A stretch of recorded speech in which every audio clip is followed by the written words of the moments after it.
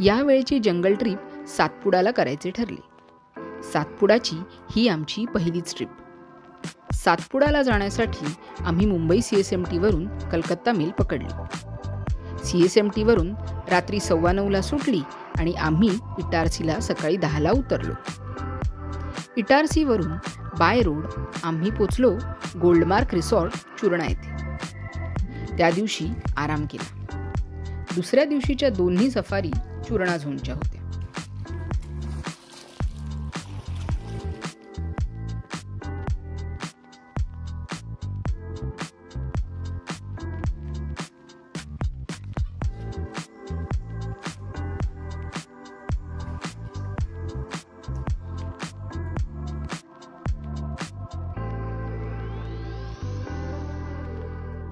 सातपुडाचा चुरणा zone हा main गेटपासून तसा बराच आत आहे.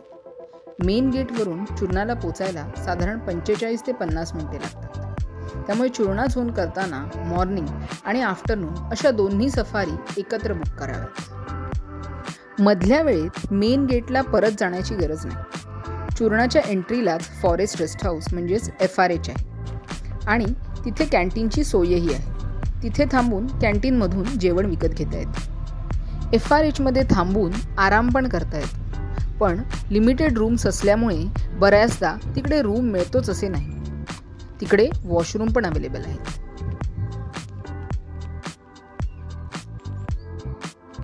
सकाळच्या सफारीनंतर आम्ही तिथेच थांबलो, जेवण केले आणि थोडा आरामही केला.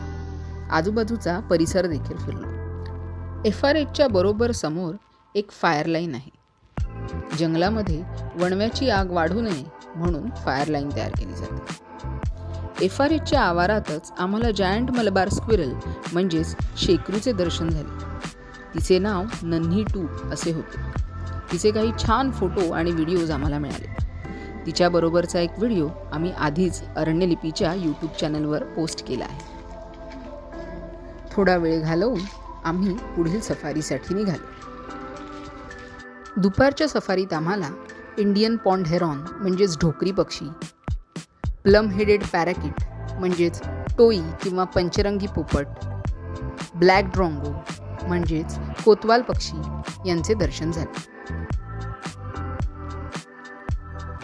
सफारी संपवून मेन गेटजवळ आल्यावर बऱ्याच जिप्सी एंट्री गेटजवळ थांबल्या होत्या आणि सगळे उभे राहून एका झाडाकडे बघत होते. सगळे फ्लाइंग स्क्विरलसाठी थांबले होते. ही खारुताई बऱ्याचदा संध्याकाळी मावळतीच्या वेळी या झाडावरून उडी मारून उडत बाजूच्या झाडावर जाताना दिसते. आम्ही देखील थोडा वेळ थांबलो, पण ती काही बाहेर आली नाही.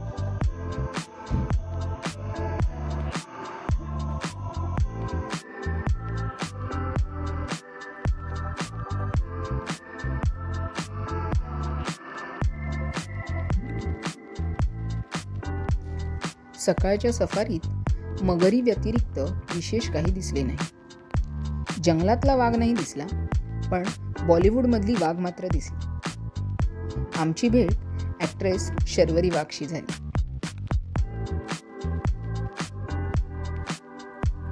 शेवटची सफारी मल्लपुरा झोनला होती. हा अगदी छोटा झोन आहे. इकडे आम्हाला झलाई नावाची वाघीण दिसली. ती सारखी गुरगुरत चालली होती.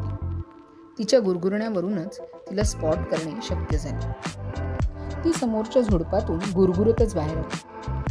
आम्हाला आमच्या गाईडने सांगितले तिच्या 3 बछड्यांपैकी 2घांना जंगली कुत्र्यांनी मारून टाकले आणि राहिलेल्या एका बछड्याला ती शोधत होती. तिला तिचा बछडा नक्की जिवंत मिळू दे अशी मी प्रार्थना करते. जवळजवळ 1 तास त्या वाघिणीचे दर्शन घेतल्यानंतर आम्ही परतीची वाट धरली. चुरणा झोनमध्ये 3 सफारीनंतर वाघ दिसल्यामुळे आमचा जीव थोडा भांड्यात पडला होता. आम्ही लगेच आमचे गोल्डमार्क रिसॉर्ट गाठले, पॅकिंग केली आणि मढईला जाण्यासाठी निघालो.